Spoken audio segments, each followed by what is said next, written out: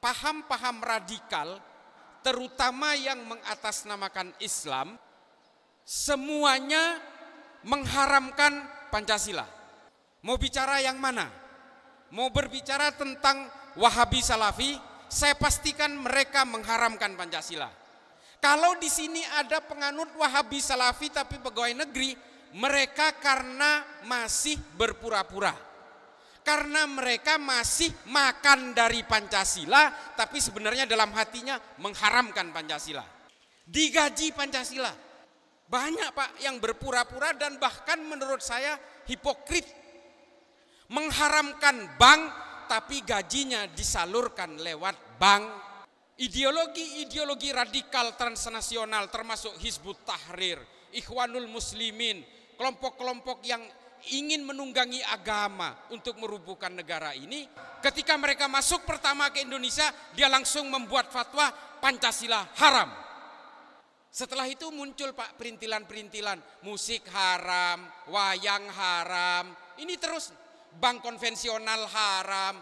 Sekarang Pak Saudi yang berpuluh-puluh tahun mengharamkan bank konvensional, di Saudi itu udah ada JP Morgan, ada Deutsche Bank, Bank Jerman, ada BNP Paribas dari Spanyol, ada Standard Chartered, semua sama Pak. Pada akhirnya peradaban manusia ini tidak akan bisa dibendung lewat pengharaman atau penghalalan saja.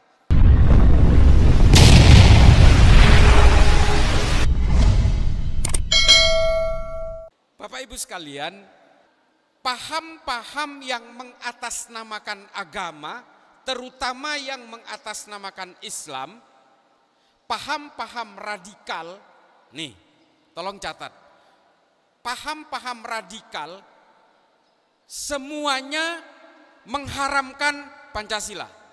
Mau bicara yang mana?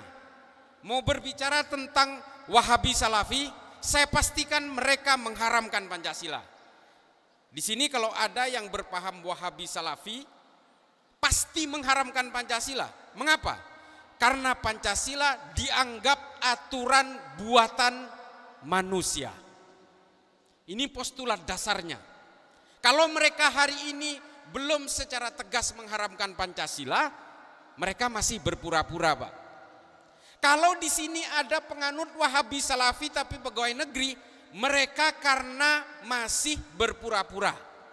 Karena mereka masih makan dari Pancasila, tapi sebenarnya dalam hatinya mengharamkan Pancasila. Digaji Pancasila. Banyak Pak yang berpura-pura dan bahkan menurut saya hipokrit. Mengharamkan bank, tapi gajinya disalurkan lewat bank. Mengharamkan Bank BNI, Bank BRI, Bank Mandiri, tapi produk bank yang bernama uang kertas masih ada di dalam dompetnya. Bahkan ada Pak mantan teller, teman saya nih, teman kuliah, mantan teller di Bank Mandiri karena ikut pengajian mengharamkan bank sehingga akhirnya dia keluar, Pak. Setelah keluar dia jadi supir ojek, supir Grab. Akhirnya dia keluar juga, Pak.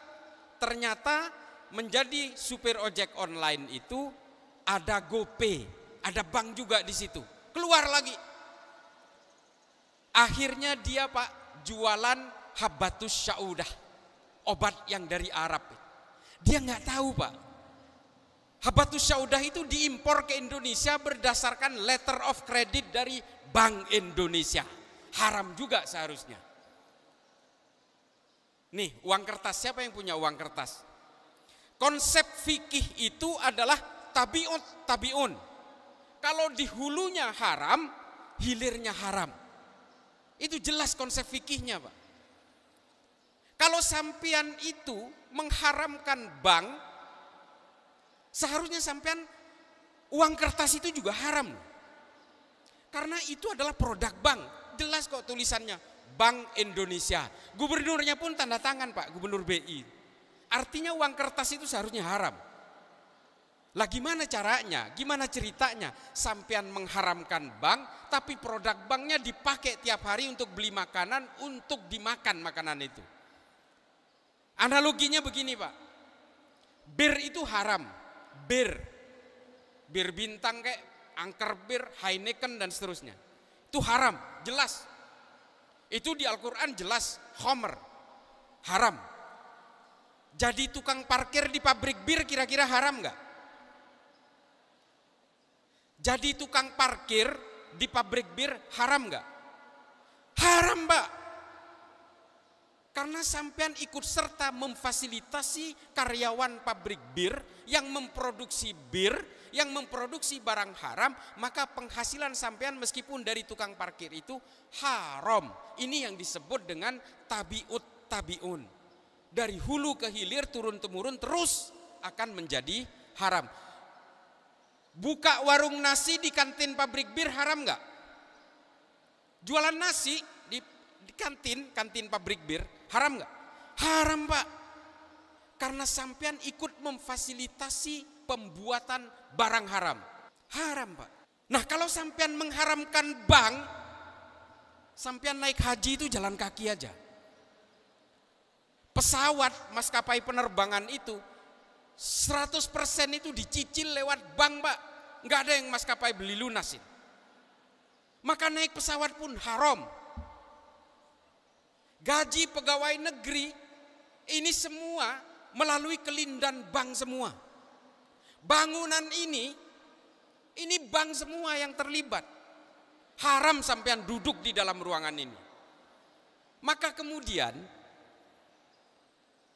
Darul Iftah, Majelis Ulama Mesir menghalalkan bank konvensional. Allahu ahallar bai'ah wa harramar riba. Allah itu menghalalkan jual beli dan mengharamkan riba. Ribanya haram, kita sepakat, Pak, jelas. Usul fikihnya jelas. Ijma ulamanya jelas. Tapi apakah bank konvensional itu masuk ke barang haram atau tidak? Nah, ini kan yang menjadi furu'iyahnya di situ. Khilafiyahnya di situ. Nah, kelompok radikal yang ingin menumbangkan Pancasila ini, mengharamkan Pancasila ini, dan mengharamkan bank ini, mereka tahu, Pak, kalau bank di Indonesia ini semua disepakati oleh bangsa Indonesia bahwa itu haram, maka bangsa ini akan ambruk. Oleh karena itu, mereka sangat bersemangat untuk mengharamkan bank konvensional dan mengharamkan Pancasila supaya negara kesatuan Republik Indonesia ini ambruk semua. Pondasi negara ini ada di keuangan. Kelompok radikal ini masuk ke sektor-sektor strategis, termasuk ke telekomunikasi, Telkomsel, termasuk juga ke transportasi seperti kereta api Indonesia, dan juga masuk ke lembaga-lembaga keuangan untuk menumbangkan semua sektor strategis ini. Pak, yang ditangkap oleh Densus 88 itu, yang pegawainya pegawai negeri, rata-rata dari sektor strategis ini.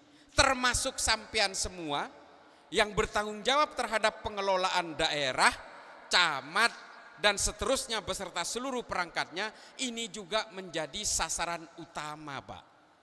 Karena mereka ingin menguasai negara ini dengan mengatasnamakan agama.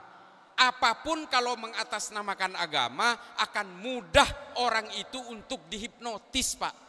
Ngebunuh orang pun atas nama agama sehingga orang akan memaklumi kejahatan itu. Teroris itu menunggangi agama, Pak. Supaya apa? Supaya kejahatannya terlihat terhormat. Supaya kejahatannya berkesan direstui oleh Tuhan. Ini adalah pola lama, Pak. Padahal tujuan mereka adalah ingin menguasai negara ini. Tujuannya adalah politik.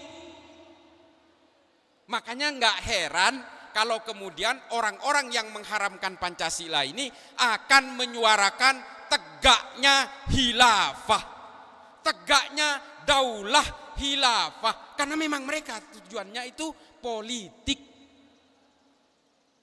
Jadi jangan heran kalau Pancasila itu diharamkan oleh mereka, padahal mereka tidak tahu Pancasila ini tidak lahir dari ruang hampa, tidak.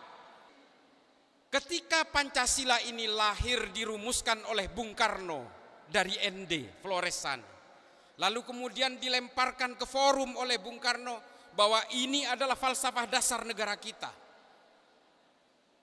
Mengapa sih kok para pendeta, para nasionalis, termasuk para ulama seperti Mbah Wahid Hasyim kok bisa setuju dengan kesepakatan ini? Karena dasarnya dari asobiyah, Pak. Jadi asobiyah ini bukan istilah baru di dalam Islam. Piagam Madinah ini bukan sejarah baru di dalam Islam. Semua kitab sejarah, risalah-risalah Rasulullah mencatat ini. Ibnu Athir, Ibnu Kathir, Al-Mas'udi, Imam At-Tabari, Imam As-Suyuti, semua menceritakan tentang ini. Tapi kenapa tiba-tiba kok ada ajaran baru masuk yang petentang-petenteng mengatakan tegaknya khilafah, kita tegakkan daulah khilafah, tiba-tiba mengharamkan Pancasila. Ini dari mana pemikirannya? Kecuali orang-orang khawarij, orang-orang munafik yang mengharamkan bank tapi masih menggunakan uang kertas untuk makan, yang masih menggunakan fasilitas negara, menggunakan fasilitas Pancasila, dan masih memakan produk-produk bank. Ya ini munafik. Pancasila ini tidak bertentangan dengan agama, Pak. Inilah yang disebut dengan Piagam Madinah pada era hari ini di Indonesia. Makanya para ulama langsung sepakat. Bahkan para ulama menolak Piagam Jakarta yang meminta supaya hukum syariah ada di dalam salah satu pasalnya. Pertanyaannya, kalau syariah itu dicantumkan di dalam Pancasila, kita nggak usah berpikir soal orang Kristen, orang Hindu, orang Buddha dulu, Pak. Kalau syariah itu ada di dalam pasal di Pancasila, syariah versinya siapa saya mau tanya? Syariah versinya Muhammadiyah dan NU aja beda kok. Syariah versinya Syiah dan Sunni saja beda kok. Belum bicara Ahmadiyah dan seterusnya. Maka kemudian yang menjadi penting adalah universalism dari berbagai pasal yang ada di dalam Pancasila ini. Makanya kemudian, Pak, hasil pemikiran dari Ibnu Khaldun dalam Al-Muqaddimah ini diambil oleh banyak pemikir politik dan ahli sosial dunia. Salah satunya yang ngambil adalah tokoh komunisme yang bernama Karl Marx. Karl Marx ini nulis buku namanya Das Kapital.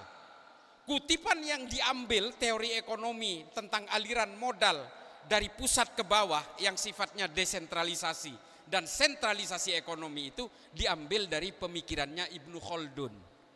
Bapak demokrasi modern seperti John Locke, John Maynard itu juga mengakomodasi pemikiran Ibnu Khaldun untuk demokrasi modern hari ini. Ahli kapitalisme namanya Adam Smith juga ngambil dari teori asobiyah ini untuk membuat kesetaraan sosial dan menghilangkan dan meminimalisir kesenjangan sosial. Nah ini ngambilnya dari teori ini, dari Al-Muqaddimah dan Al-Ibar namanya, kitabnya Ibnu Khaldun ini. Jadi Pancasila ini bukan hasil kreasi kaleng-kaleng, Pak. Nah persoalannya ideologi radikal transnasional termasuk Hizbut Tahrir, Ikhwanul Muslimin, kelompok-kelompok yang ingin menunggangi agama untuk merubuhkan negara ini tahu bahwa yang menyatukan bangsa ini adalah asobiyah yang bernama Pancasila. Sehingga apa? Ketika mereka masuk pertama ke Indonesia, dia langsung membuat fatwa Pancasila haram. Setelah itu muncul, Pak, perintilan-perintilan, musik haram, wayang haram, ini terus bank konvensional haram. Memang bank syariah itu murni syariah? Enggak juga, Pak. Induknya tetap bank konvensional, Pak. Memang BCA syariah itu lembaga yang terpisah dengan BCA biasa. Modal awalnya dari BCA konvensional, Pak. Terus kita sekarang menganggap apakah bank syariah ini juga pasti halal semua? Enggak juga. Makanya Darul Iftah kemudian membuat keputusan, udah daripada kita berdebat nggak selesai-selesai soal ini, kita tetap mengharamkan riba, tapi bank konvensional tidak termasuk riba. Ini Majelis Ulama Mesir. Sekarang Pak, Saudi yang berpuluh-puluh tahun mengharamkan bank konvensional. Dulu itu saya naik haji tahun 97 Pak. Satu-satunya bank di Saudi itu namanya Al-Raji. Sekarang Pak, di Saudi itu udah ada JP Morgan, ada Deutsche Bank, Bank Jerman, ada BNP Paribas dari Spanyol, ada Standard Chartered. Semua sama Pak. Pada akhirnya peradaban manusia ini tidak akan bisa dibendung lewat pengharaman atau penghalalan saja. Tapi bukan berarti agama harus mengalah terhadap peradaban manusia. Fungsi manusia adalah mengawal hukum-hukum yang terjadi di dalam peradaban manusia ini supaya tidak keluar dari maqasidus syariah.